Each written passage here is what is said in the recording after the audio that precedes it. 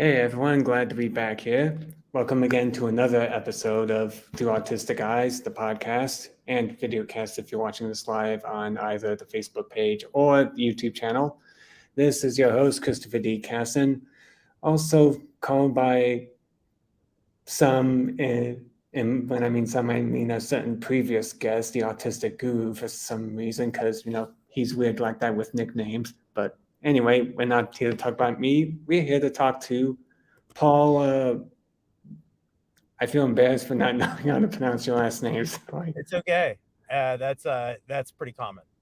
I get that about once a day, I would say. It's a Tokgozoglu. Tokgozoglu. Tokgozoglu. Okay. Good one, man. Okay. Now that we got that, I believe he's the host of the Beyond Homo Sapiens podcast, as well as the Jiu-Jitsu Outlet podcast. That's also available on the major platforms, Spotify, Apple Podcasts, whatnot. And he's also, I believe, it was a business consulting or? Yep, I do business development. Okay, business development. Okay, I'm kind of doing this by memory, and I'm suffering from a caffeine crash. Sorry about that. But anyway, I just want to thank you again for taking the time to being able to join me with this subject that we discussed. So the first thing I wanted to ask is, since you talked about martial arts, I was wondering, as a child on the spectrum, since you are on the autistic spectrum, what exactly grabbed your attention towards doing martial arts in the first place? And, how can parents have their kids be interested in such a sport when they may have been more inclined to just being a hermit in a room with a video game console like I was, since, I know that you went to privates, like homeschool. Well, for me, I went to public school, and that kind of had me turning towards hiding mode, really. Yeah, man. So I started jiu-jitsu when I was 19, and I started judo when I was a kid. But I didn't stick with judo, and I didn't like it when I was a kid. I actually got back into it at the age of 19 because I wanted to join the military. So after I got done with high school, I went on to community college. And dude, I was just like you when I was in high school. I was playing World of Warcraft. I was in like a top rating guild and spending like most of my time playing MMORPG. Boy, I was a Final Fantasy 11 person. Yeah, so you get it. Same sort of similar basic idea. So yeah, I was all in on World of Warcraft. And I wasn't that into martial arts as a kid, for sure. And I wasn't very athletic at all. And actually, as a kid, I got to be about 225 pounds. And I ended up also getting into smoking cigarettes. So just like, with people who are autistic, like whenever we get into something, we have like this super addictive personality. So I got to where I was smoking a pack a day of cigarettes. And I was also like going out drinking on the weekends. Like I was just kind of getting into that world because I'd been homeschooled my whole life and I'd never experienced anything like that. And I didn't actually know that I was autistic until I was 25. That's when I got diagnosed, and it helped me like really kind of make sense out of a whole lot of my life. I was like, oh wow, that's why I have panic attacks whenever I go out into public and stuff like that. See, for me, I was diagnosed around 5 or 6, and my earliest memory was around 5 or 6. So it's almost like when I was diagnosed, I was born in a way. Dude, it's weird, but I don't remember a whole lot of my my younger life, honestly. Like I think that I was so overwhelmed for most of my life up until I learned how to kind of get out of defense mode and out of that like fight or flight state. But yeah, I think I figured out how to get out of that fight or flight state when I was like 26 or 27. Like that's when I finally kind of relaxed a little bit, so to speak. But anyway, but martial arts was a big part of that. And that's what I'm so passionate about talking about these days is that jiu-jitsu can really be a great outlet for people. And not just jiu-jitsu, but any combat martial art, whether it's wrestling, judo, training MMA, Muay Thai, boxing, like anything where you are sparring or, like in that fight mode. You know what I mean? Like not something where you're just practicing like techniques and forms and you're not actually doing any sparring. Like you have to actually go against someone. But especially for people like us, man, because for me, like my brain and my whole body, my whole nervous system feels like a computer that gets overheated basically. Because I'm so like, I get a lot of sensory overwhelm issues and stuff like same that. here. Yeah, it feels like I'm a computer that is gotten too hot and it needs to like cool down. And jiu-jitsu for me, like it's like it rinses all that out. It's like it's like purifying. It like snaps you out of that fight or flight state. But it's weird because it's like fighting puts you out of the fight or flight state. But I guess that's kind of makes sense, right? I guess like if you're in that fight or flight, that fight or flight mode where your body's kind of in that overwhelm panic state, and then you get into an actual like altercation but in a safe environment with someone that you actually trust, who's your friend, it's different, and it releases some of that, and then your body's like, oh, we had that thing that I was worried about, that engagement or that altercation, and then you can just kind of, it like relaxes a part of your nervous system.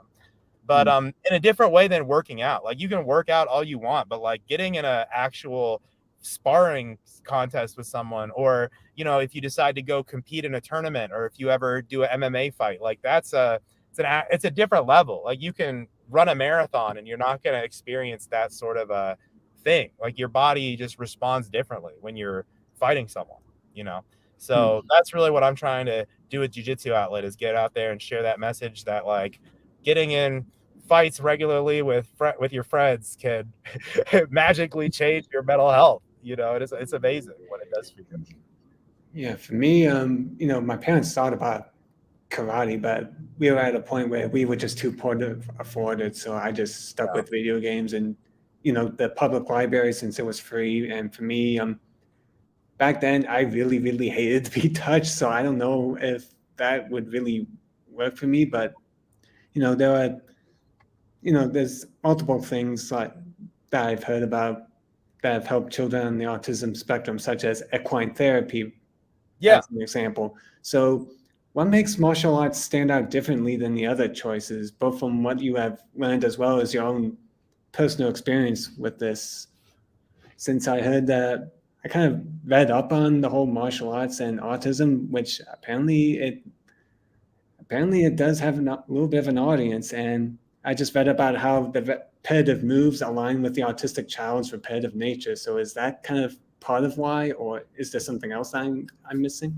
Well, yeah, that's a big part of it. I think that autistic people, just the way our brains think, like kind of the obsessiveness, like it really lends itself to jiu-jitsu and martial arts training, because there's so many things to think about, and there's so many different like puzzles and different ways that you can move. Like especially in jiu-jitsu, there's so many different submissions, so many different moves. There's so many different ways to win the match. Basically, it's just like, it's like the same sort of thing as a video game. Like it activates that same sort of thing. And also the whole gamified part of martial arts, I think, is really appealing to autistic people. Like the whole idea of getting your next belt and competing in tournaments, all that kind of stuff. It feels like you're a Pokemon trainer, going around and battling the gym leaders and stuff like that. And it's cool. God, you reminded me of my childhood already. I was a Pokemon freak.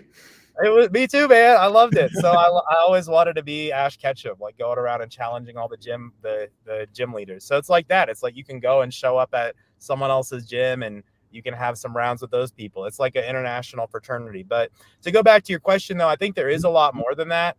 And I actually interviewed someone on my podcast named Musin Corbry, and he's a guy he's a black belt in jiu-jitsu, a black belt in judo. He's a professional MMA fighter. He's also a crew in Muay Thai, which is like being a black belt in Muay Thai. He's basically like a black belt in all these different martial arts. And he's also a third-year doctoral student who's studying neuroscience. So he's like literally on the cutting edge of the latest neuroscience and like physiology. So I interviewed him, and he's become a really good friend. And what he's taught me, man, is that like martial arts training literally activates the same feedback loop that you get out of prescription drugs, but at a better, higher level. So it creates dopamine in your body, and it also produces serotonin, because of like the gamified nature of it, and kind of the whole idea of like you trying to beat someone. It produces dopamine, norepinephrine, and serotonin all together. And then the touch, like I know you said that the touch can be kind of overwhelming, and a lot of people say that, but a lot of it is because like you get oxytocin whenever you get touched, and it's a hormone that gets produced by your body. And if it's something that you're deficient in, then it can feel kind of overwhelming. But it's literally like a hormone that you get from touching people, and because humans are supposed to have touch and stuff like that. And I think it's really important, especially to have like non-sexual touch. I think it's important, and beyond just like a handshake, but and not like a big hug or yeah, but like I don't know, it's weird. I think, like I said before, I think fighting people for fun is what is. I think it's just a part of human nature that we miss out on. Like I have 3 dogs, for example, and they are always throwing down. Like every single night, they have a wrestling match to see who is top dog. Like they're just constantly going at it just for fun. I just think humans are supposed to do the same thing, and I think that it produces a certain chemical response in your body that is addicting, basically. So it's literally addicting in the same way that the video games are, but you get jacked too, like you get in really good shape. So it's fun. It's fun to get healthy and to have the good hormones going, and you also get all the endorphins just like you do when you're working out. So basically, like it's like you're taking a amazing drug every time you go. It's crazy. Yeah, I tried doing fitness at the gym, but each time I always tend to walk away from it. I just lose interest in it. I always seem to be more into hiking or whatnot. Before I had martial arts, I was the same way. And dude, like I freaking even now, like if I ever can't train, like maybe because I got injured or something, then it's like I lose all focus on working out. Like I don't even care. The only reason I go to the gym is because it helps me with jiu-jitsu, basically. Like if I didn't have jiu-jitsu, I wouldn't go to the gym, like for sure. So I'm an adult on the autistic spectrum. So would it still even benefit me at my age to even try something? Because I know some people might be hesitant and thinking that they're too old for this. They'll just get their butts beaten and that it's too late for them. Is it? But it's never too late, is it? No, I know people who started when they were 65 and they, wow. Like, no, you can start at any age you want. It really is for anyone. And here's the thing though, you're gonna get beat up for a couple months. Like that's just how it is. And it's good for you. Like it humbles you and it teaches you that you're not, like they say in Fight Club, it teaches you that you're not made of glass. And you realize how much you can actually take. And here's the thing too, if you don't like the fighting or the touching element, like if that feels overwhelming, a lot of autistic people really like the weapons-based martial arts, like fencing or eskrima with the stick fighting. So like there's weapons ones that you could look into as well that you might like more. So I just think that martial arts in general is something that we got to do with each other, but you gotta spar. Like you gotta pick one where you are actually doing the sparring. Like one of my buddies, for example, he's never been diagnosed, but I think he might be on the spectrum. But he's really into the night fighting, like the Daga here stuff. I don't know if you've ever seen that, but they put on like actual night costumes and they get like foam swords and they go at it. And they have other ones where they have like dull weapons. So like kind of sounds like LARPing in a bit, but without the storytelling. Yeah, exactly. It's like LARPing with no story and just a fighting. So they have stuff like that too, So I just think like people are supposed to be doing this stuff. I think it's a big reason why our society has gotten so like anxious and depressed and honestly bored. Like people seem fucking bored, like I think it's because we're supposed to be doing that. Just that lack of physical activity when we tend to just sit at our desk working all day and then we go home and then just watch TV and all this negative crap on the news and then somehow go to sleep and then repeat the same thing over and over. And the whole time, if you think about it, like, so I'm not here. I don't really believe a lot of the stuff on the news. Like that's a whole different conversation talking about like the mainstream narrative. I don't buy the mainstream narrative, but even if you did, it's telling you constantly that you're under attack. Like that's the message of the world is like that that there's all this stuff going on that we've got to worry about. We got to be on the, we got to be concerned about. And then if you're not training, then your body feels more anxious because, like, from a biological ancestral nature, like, for millions of years, if there was danger, it meant you had to train for combat, right? So it's like, I think that we still have that, even if there's no, like, I don't buy this whole idea that World War III is gonna break out at any time. Like, no, I don't. The world is more peaceful today than it has ever been at any point in human history. So I don't think that we're gonna, like, I'm gonna, like, need to use my jiu-jitsu constantly. Like, you know what I'm saying? Like, it's not that we're actually preparing for some conflict, but it's more like it's just for you got to simulate it. Like, it's gone. Like, you got to keep the tradition alive because it's still in our blood. It's still in our DNA, especially for people like us, I think, because we have it. We're so attracted to the video game stuff and the kind of like a bit of the ancient tribalism in a way, because we think we've gone beyond it, but when you really think about it, every time we call ourselves American, for example, isn't that just another fancy name for a name of a tribe per se? Exactly.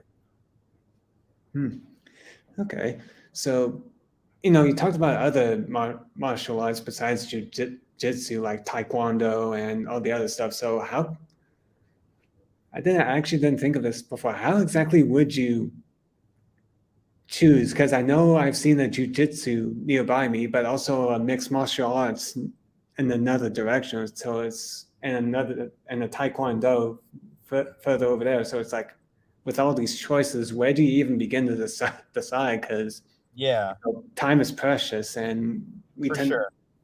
So how exactly do we decide on what to actually go for if we decide to go this route? Well, I'd say it's all about your goals, and what do you actually want to do? And I'd say, let's take those three different examples. We got the MMA, the jiu-jitsu, and the taekwondo. And obviously I haven't done any research on these three because I, literally just heard about these three schools. But let's just going off of what I know, like, the MMA school is probably where you would want to go if you are more concerned about, like, self-defense, honestly, or if you're more concerned with potentially wanting to be a fighter someday, like if you'd ever want to take an MMA fight or have an amateur MMA fight, which honestly, just based off our conversation, it doesn't sound like is in your goals necessarily that you would want to be an MMA fighter. Although secretly, if you've ever wanted to, I mean, freaking go for it. There's people who are getting in the cage at 34. My friend Zach has taken his first fight and he's like 34. So, like, there's still, you can still get into that sort of stuff. But an MMA school is really where you'd want to go if you want to learn, like, the well-rounded stuff that, where you would feel like, okay, if an actual fight happened, I'm going to be fine, if that makes sense. Whereas the jiu-jitsu would honestly be probably more, I mean, it depends on the school. Like, different jiu-jitsu academies have different curriculums based off of kind of who the head coach is. I think this one was like Brazilian Jiu-Jitsu. I would have to look at the sign again, but yeah. Well, yeah, Brazilian Jiu-Jitsu is usually the one that people are referring to. But there's a lot of different, it kind of depends on who the instructor is. And it's kind of confusing for a lot of people because there are a lot of different styles of just Brazilian Jiu-Jitsu, like, let alone Japanese Jiu-Jitsu and all these other types, like, you know what I mean? Or Aiki Jiu-Jitsu is another one, like, but just within Brazilian Jiu-Jitsu, there's so many different, like, sects, like there's 10th Planet, for example, which is like all no-gi, and they have more of a ground-based approach. And then there's, are we getting into astrology here with 10th? What is that? I love it. Yeah, I think they named it after the mysterious 10th planet that is yet to be discovered or something. Well, I was thinking 10th house and all the other astrology stuff, but I don't really know much about that area much. So yeah, but just like, I guess the jiu-jitsu school I'd say that would probably be a good place to begin. I would definitely pick that over the taekwondo spot. The taekwondo one, honestly, most taekwondo schools don't do a lot of sparring. If it is one that does do sparring, then yeah, if you're drawn to that. But here's the thing, I'm not a big fan of the striking based martial arts personally, because they have an increased risk of concussion because of all the head trauma that you could get. So on the one hand, the striking martial arts are great, like especially for self-defense, but you got to also be concerned about the head trauma, which is really one of the reasons why I like the grappling based martial arts like jiu-jitsu and judo and wrestling, because they don't have the head trauma element, but still obviously they work in a street fight, so for me, like my method on it is I train at an MMA school, but I've trained at a lot of jiu-jitsu schools in the past. But the reason I like the MMA school is because I really like the wrestling style that they have, and it's more of a wrestling based style, and I really like wrestling and judo, and I like to be more well-rounded, but I don't do the MMA fighting. So it's like I train at an MMA school, but I compete in jiu-jitsu tournaments. So it's kind of weird, but you can do that too. Like you can train at an MMA school and learn the striking, but that it doesn't mean you have to go like take an MMA fight. You can just train there because you like the training, you like the people. So I'd say honestly, like if it was between those three, I'd go take a class at the MMA school, take a class at the jiu-jitsu school, and honestly, like what you said about being sensitive to touch, maybe see if there's a fencing program, or see if there's a kendo academy, or see if there's eskrima, one of these weapons-based martial arts, because they can be a lot of fun and people really like those too. And you get the same effect of being in a sparring situation because you're sparring with someone, but you got a weapon between you, so you're not actually touching. So people who are sensitive to touch, because my stepson is the same way. He's on the autism spectrum, and he was like, please don't make me do jiu-jitsu, because he's like super super sensitive to touch. And we're looking at trying to get him into, well, he likes archery. Like for him, he likes archery. So archery, obviously you're not shooting at someone, but it's still kind of that same martial element. And he wants to get into fencing, so we're gonna try to get him into fencing one of these days. Yeah, I'm not sure for me, because I feel like I'm more of one of those philosopher types rather than a fighter. So it's kind of, I guess I'm still trying to figure out my own way after years of, just being told what to do, really. But I do want to get back in obviously when it comes to jiu-jitsu, like we talked about, with good physical health involved, especially with your diet and how a neurological system is organized different. And I guess part of that question is, in what way is it different that, martial arts can help, and how exactly does our diet affect our ability to get out of that defense mode? And, speaking of that, another type of question, what exactly is defense mode in relations to autism? Sure. So a lot of these terms, like, well, defense mode is I don't know if he made this up, but I learned it from my friend Danny Rady, who's someone that you should totally have on this podcast if you haven't already. But Danny Rady, he's got a website called Asperger Experts, and they really helped me a lot when I first found out that I was on the autism spectrum. And he really helped me understand this concept that he calls defense mode, which is basically the state that you get into when you're like in that shutdown, fight or flight, overwhelmed state, where you basically feel like you're kind of having like a constant panic attack. And it happens whenever people like us get overwhelmed, and whenever our nervous system specifically is getting overwhelmed, because kind of like I was saying earlier, people like us, it's like we are so hypersensitive to the world around us, and we have all these sensory issues and stuff like that it literally starts to like creep up on you, and it becomes overwhelming.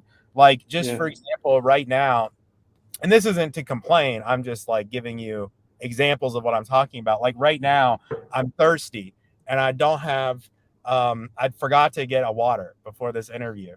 So my voice is kind of dry, and that's overwhelming to me. Like the fact that I'm thirsty, like I'm actively thinking about it, and it's like steadily creeping up like this. And I'm fine. Like obviously I'm not going to die, but for most people, they wouldn't even notice. They probably wouldn't even think about it. But for me, it's like, oh, my thirsty meter just keeps climbing to the point where it, like, if I don't drink something eventually, it'll just become like, I'll start to have a panic attack, basically. Like, a lot faster than most people. But it's the same with like every single thing. Like as soon as I start to feel hungry, for example, it starts to become an overwhelming feeling. Like I guess a better way to put it is the feeling of hunger quickly subsides into a feeling of like numbness and nothing. Like that's kind of what happens. It's like the feelings are so overwhelming, and your own emotions too, like anxiety, stress, depression, like any of these things, or even excitement and happiness. Like even happiness, that's one of the things with autistic people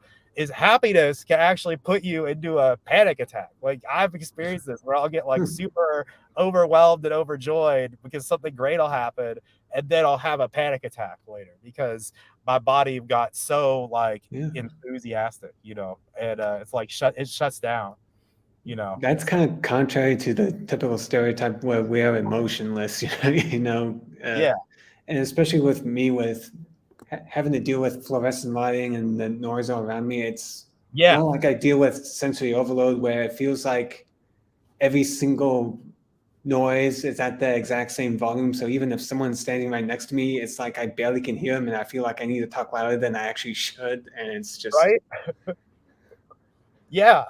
too. You get it, man. Like, so yeah, defense mode is that. It's like when you're so overwhelmed that you can't even feel, basically, because that's kind of what happens is like you just go numb. And that's why autistic people a lot of times are like nonverbal.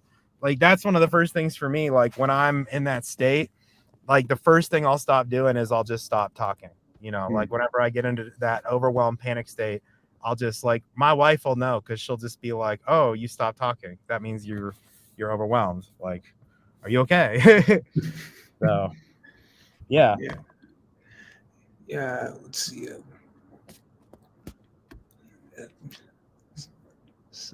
It's affecting me right now. No, I feel you. Yeah, that's just how it goes with this, but that's why I keep doing this, you know.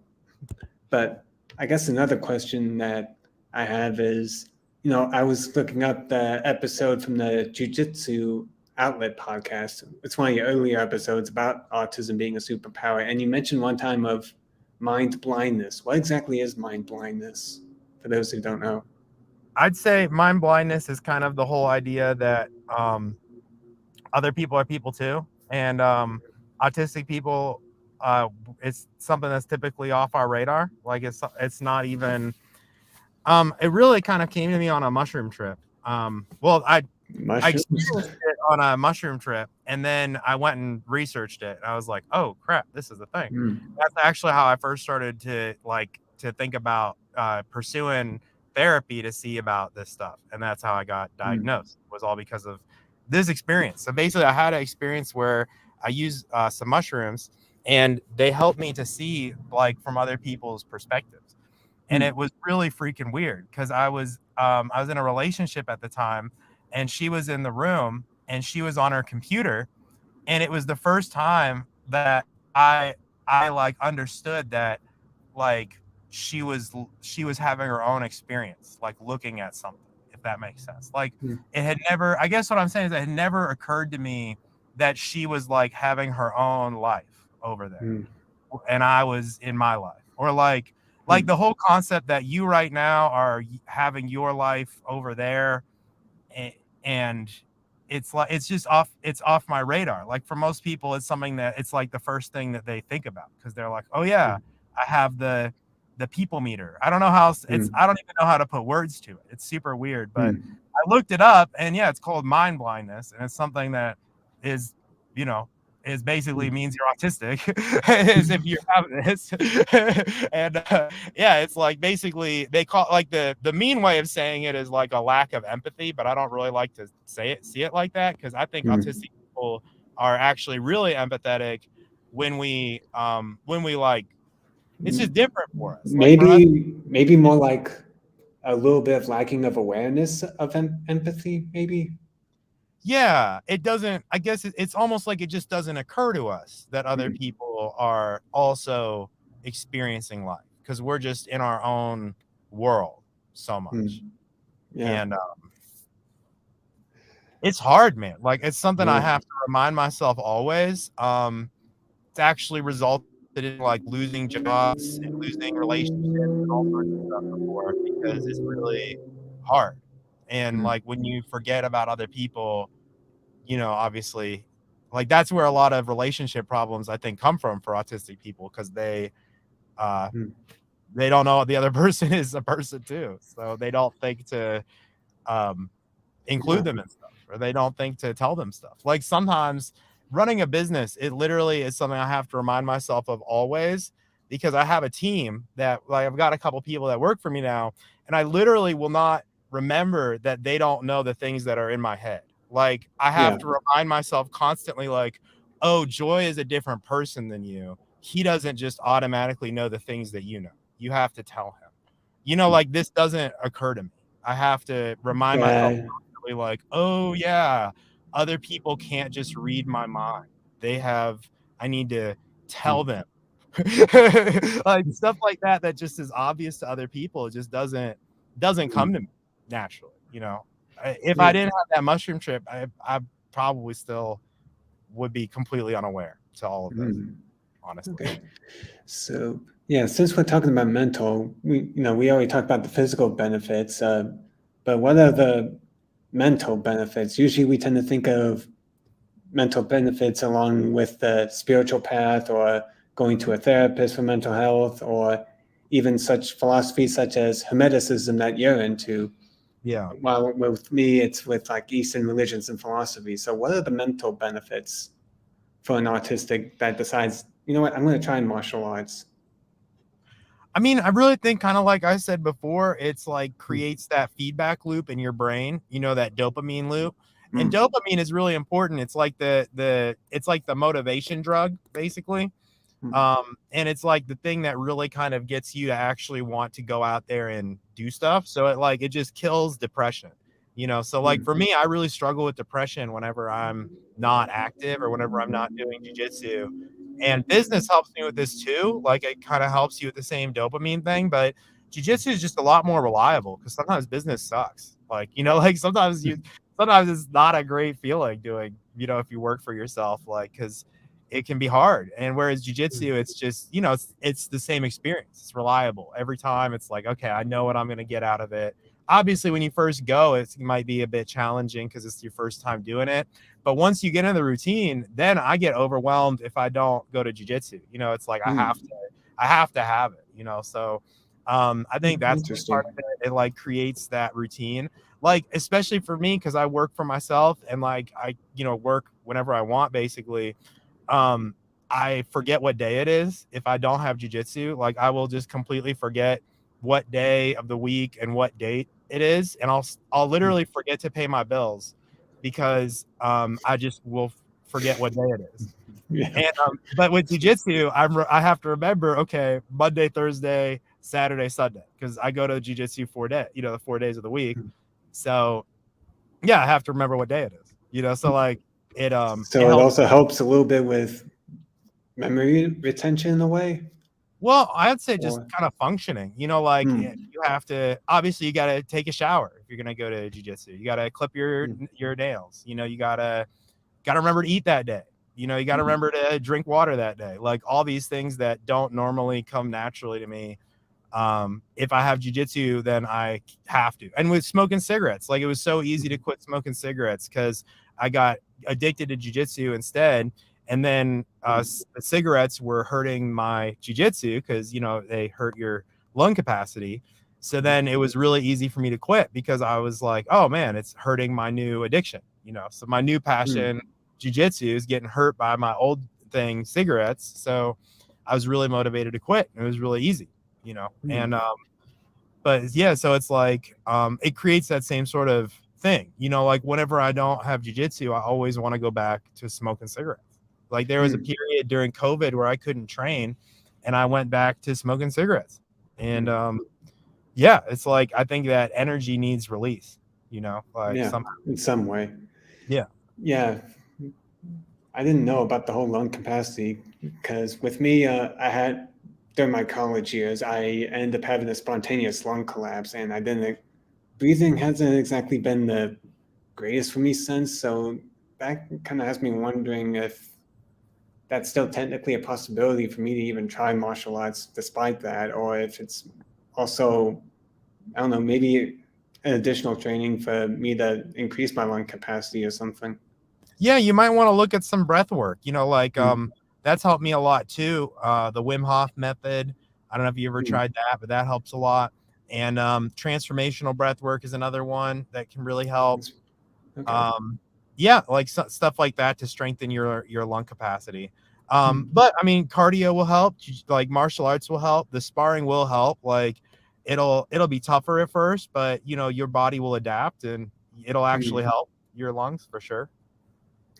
So I know you're on a time constraint due to circumstances we can't help, such as the. No, I'm doing good actually. My battery's holding up, so I'm good. Yeah. Okay. Yeah, a little bit of time. Okay, we'll just do one more thing since I want to make sure you actually have a working phone before you get home. Since for those listening to the audio podcast version later on, he's doing it from his phone in a car, so. I want to make sure that his phone is still alive. I'm good. Okay, good. Okay, so, I also, earlier you also mentioned that you joined the military. Did joining martial arts contribute to you that decision to join the military, and how did it help you succeed in that compared to someone that wouldn't have taken martial arts? Because I was under the impression that people on the spectrum weren't allowed in the military due to stuff like sensory overload issues that I deal with. So I'm kind of curious about that. So like I said before, I got into martial arts to get into the Army, basically, because I needed to lose all the weight. And I needed a way to like get my shit together because I was, smoking cigarettes and drinking and I wasn't fit, like I couldn't meet the fitness standards. So I had to do something. So I did the martial arts to basically help me get into the military, if that makes sense.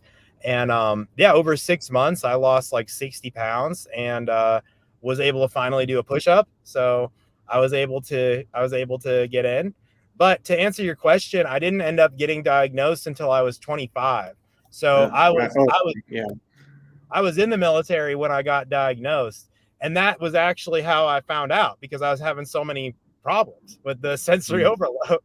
So yeah, exactly. Like I was basically having panic attacks every single day.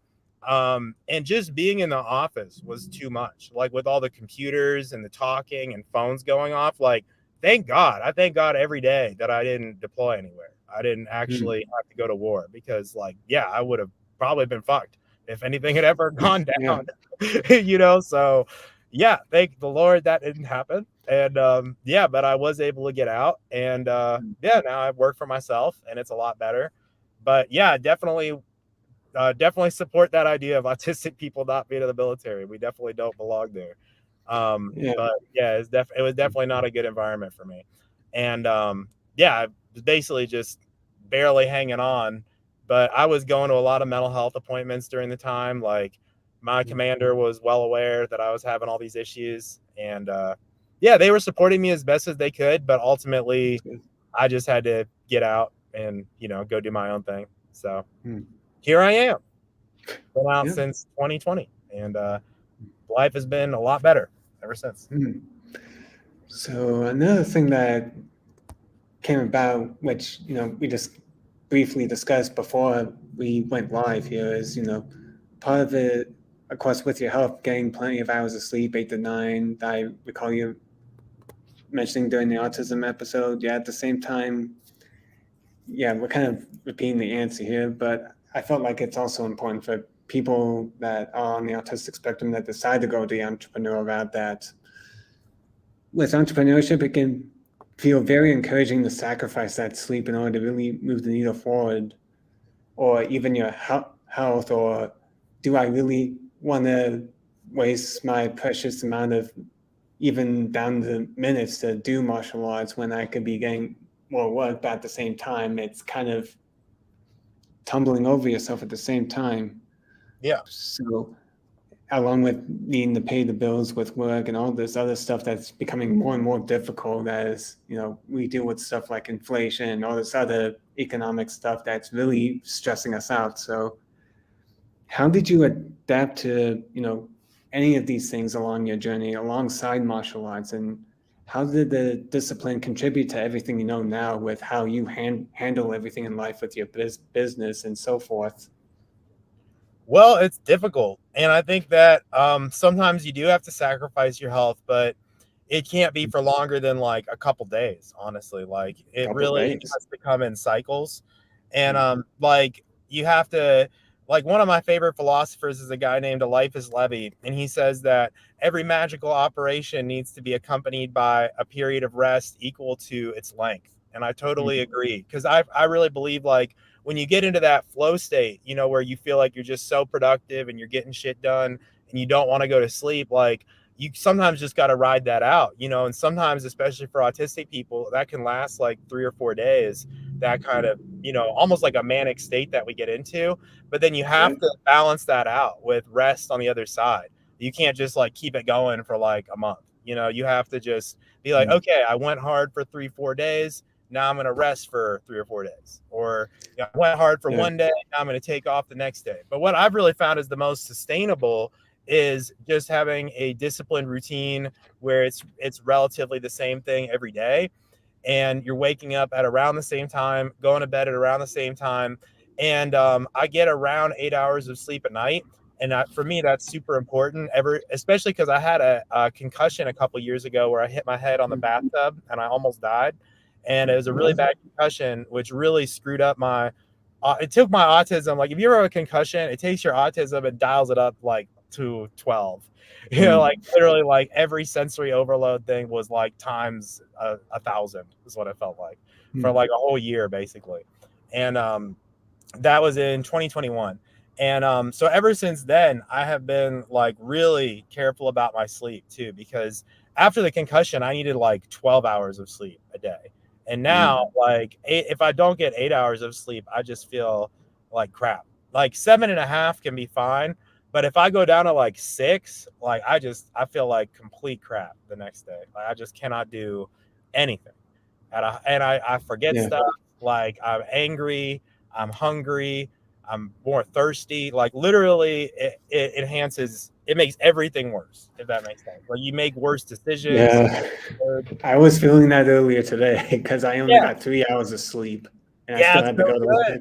It's no good because your brain is literally not able to like process things at a high level, and you're not able to Mm. remember stuff. So if you're talking about entrepreneurship, like, you have to be able to function at a really high level if you're going to succeed, or else you're going to drop the ball on something, or you're not going to be able to produce at the Mm. level of quality that you're going to need to be at, basically. Mm. So, like, the thing I've learned about entrepreneurship is it's a lot like being a professional athlete. And Mm. that's one of the reasons why I think martial arts is so great for entrepreneurs and for autistic people, is because it kind of gets you into that mindset like you're an athlete. And that's something Mm. one of my mentors said, Alex Sharfin. He's someone I really connected with early in my career.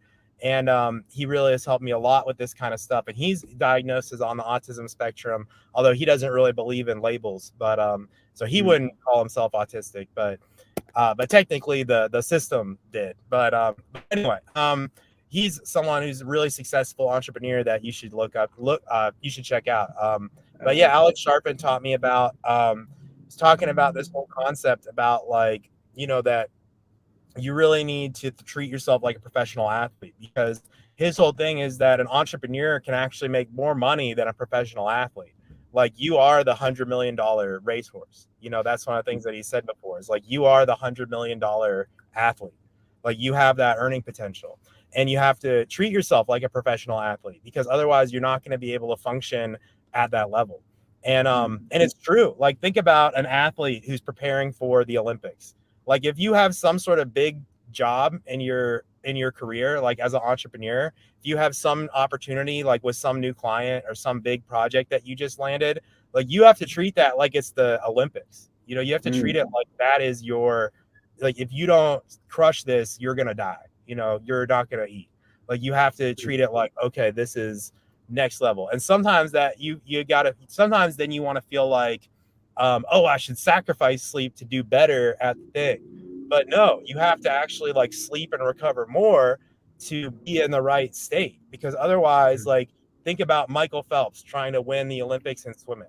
Like he probably had to get a good night's sleep before he went and did that. So it's kind of that same sort of thing. Like you got to take care of yourself or else you're just not going to be able to perform in the event, if that makes sense.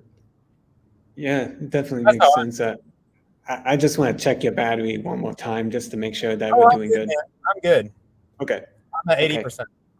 Oh, 80%. Jeez. Yeah, this computer is rocking and rolling. We're good. Damn. What kind of computer is that? I'm wondering if it's the MacBook like I have here. It is let me check. It is the Apple M2 Pro. It's the new one. Oh, I got the M1 MacBook Air actually. Yeah, because I was all I could afford. I just got it a few months ago. It's pretty sweet. Yeah, but, I got it before I decided to move out west. Actually, I just needed something that. It was at a time where I was still doing like photography work and photo editing, and my Dell computer was just sluggishly slow with doing all the Adobe stuff. But then when I switched to this, it was like lightning quick. Yeah. I was surprised. I love it, man. So cool. Yeah, and that's also the issue I've been going with scheduling, because it just feels like I have the days where I just go full speed. I could just keep on going, but then the next few days, it's like I completely crash, and I'm always mentally kicking myself all the time for that, because I feel like I need to be more consistent. But at the same time, it's like when you got that energy, you got to keep on going. So I just have to figure out how to really balance that somehow. Yeah. For me, that's where martial arts and fitness comes in, because then it gives you a way to kind of regulate that. And it gets you, again, like kind of into that right cycle where you're regulating your body. And yeah, man, I mean, it helps a lot because you end up being way more productive. Like sometimes I'll think that I should skip jiu-jitsu because I'm going to get more work done. And then I'll end up being less productive because I missed out on my thing, my outlet. And so I think everyone needs that outlet, whether it's like rock climbing or fencing or jiu-jitsu or something. But I think if you have that fighting element to it, it really does a lot for your mental health. Beyond just like, doing CrossFit. Because that's what people have told me. They've been like, oh, I do CrossFit. That's intense.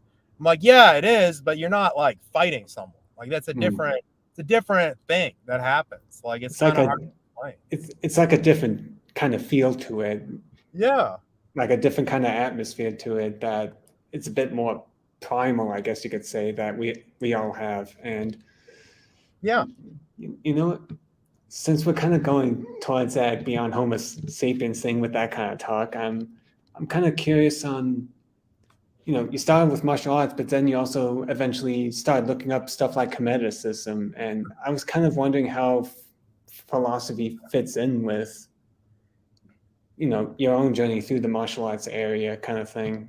Sure. So I really think that they hold hands. Like I really, especially in my seeking, like as I've gone and studied a lot of the ancient philosophers, I found that a lot of them were actually martial artists. Like Plato actually started his mystery school next door to the wrestling academy because he was a wrestler.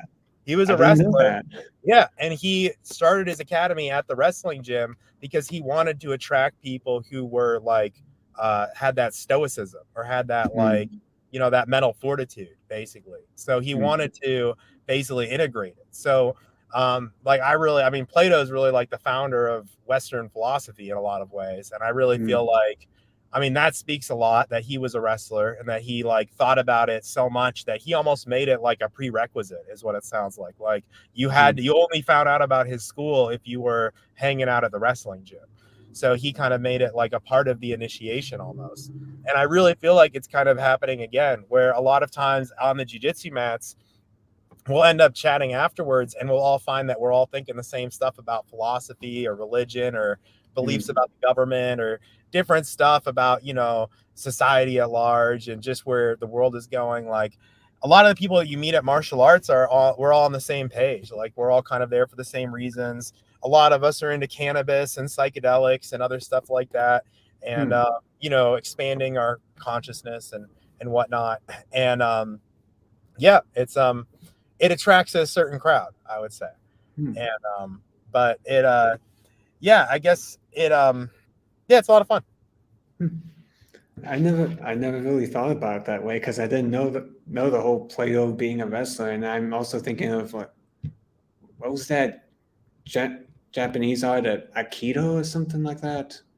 Yeah, well, I mean, Miyamoto Musashi is one of the greatest philosophers of all time. You know, the ancient samurai. Like, have you read the Book of Five Rings? I've heard of it, but I never got around to actually getting the book.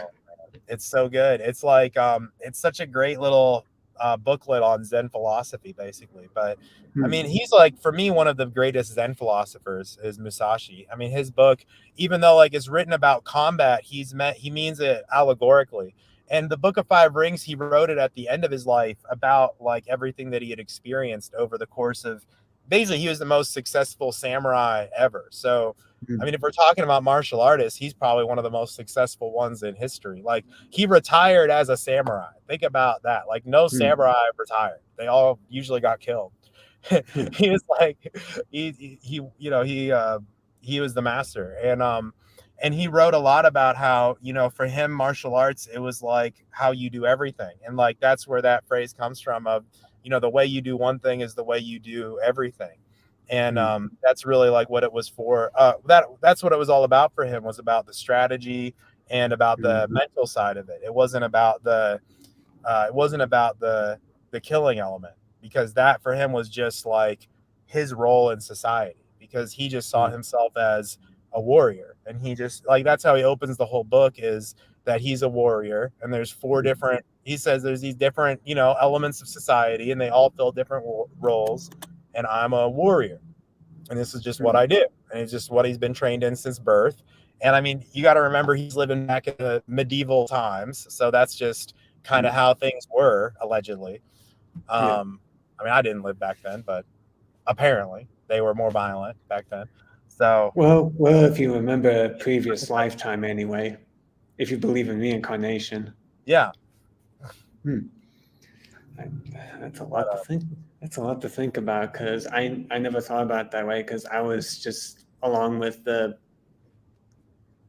you know, philosophy, like with Buddha, and also, well, actually, now that I think about it, there's also the same kind of talk with Lord Krishna, with, you know, the Bhagavad Gita, where that whole book was taking place right before a battle was coming, and Arjuna was, you know, was getting very hesitant and starting to have second thoughts until that. Yeah, he's until a the warrior. whole discussion. Yeah. So another thing, I mean, if we're talking about Hermeticism and the kind of the magical traditions, we were always taught in the Hermetic philosophy that the magical tradition was taught to kings and to priests, and in history it was reserved for the ruling class, basically. And now in the modern times, really since the Golden Dawn, it's kind of been making its way into the mainstream world, to the point where you and I know about it, you know, and stuff like that. But back in the day, it was reserved for kings and for priests. And a big part of becoming a king was also combat experience. And if you think about, like, for example, Alexander the Great, I consider one of the most infamous Hermeticists of all time, because he was definitely initiated into all this stuff. And he was trained by Aristotle, who was trained by Plato. So he was like a direct initiation, direct line of initiation from Egypt, from the source of a lot of this stuff. And he actually did a magical ceremony to open his whole campaign. And a lot of people don't know this, but I consider him one of the greatest black magicians of all time. Like, he was a mass murderer, but trained in combat, like from a very young age. You know, like I believe he's someone who took the secret mysteries, and he abused them. Like, he abused the mysteries, and that's why he died at such a young age. But anyway, he was trained in combat. Like, if you think about the people like him who received this information, they were all brought up doing martial arts, basically.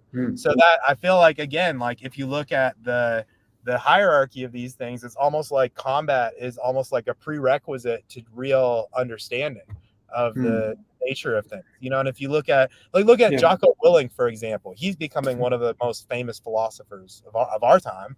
I think like he's got a brilliant perspective on life, and he's got a very brilliant like stoic philosophy that is gripping the world right now.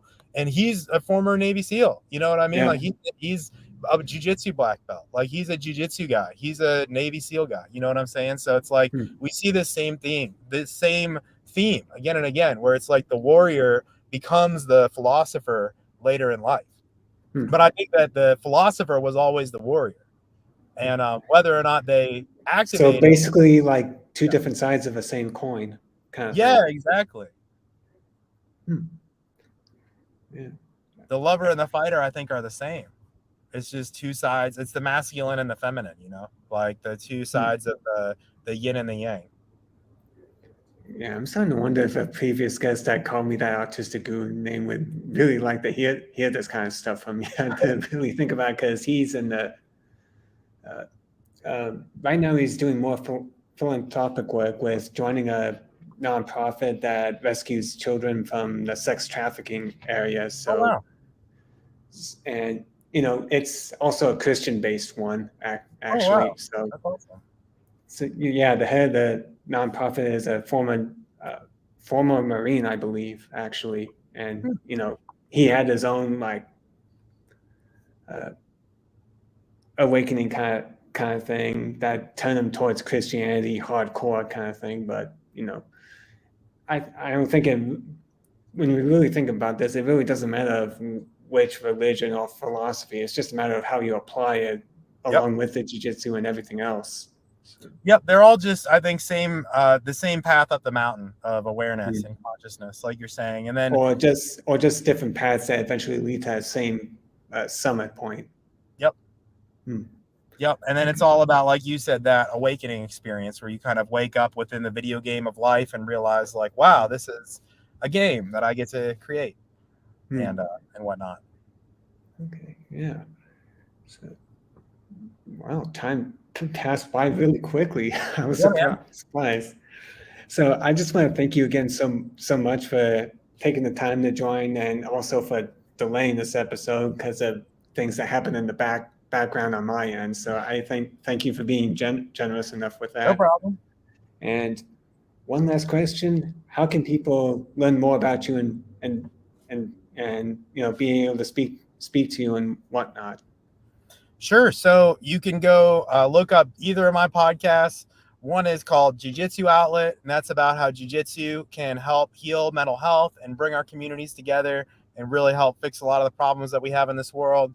And the other podcast is called Beyond Homo Sapien, and that's about how it's about the future of humanity and basically about human evolution, developing superpowers, hermetic philosophy, artificial intelligence, and all that crazy stuff. Nice. And of course, if you love this episode of the podcast and would like to support it, of course, Facebook, Patreon, it's just $3 a month, basically the cost of a nice cup of coffee, which for me recently in Utah, it's iced coffee since it's in the 80s already. Holy crap. Yeah, YouTube. Yeah, and of course, Facebook, Instagram, Twitter with my personal account CD Casson Creates, and of course the website ChristopherCasson.com, where I'm also having the podcast show up on there as well. So, but again, if you really love what you've listened to that with my guest today, it's Jiu-Jitsu Outlet podcast and Beyond Homo Sapien podcast at beyondhomosapien.com, and it's available on all the major platforms. So again, thank you again for joining me this evening. Appreciate it, man. Yep. And tune in next time for next week for the next episode of Thru Autistic Eyes. So thank you again, guys, and see you next time.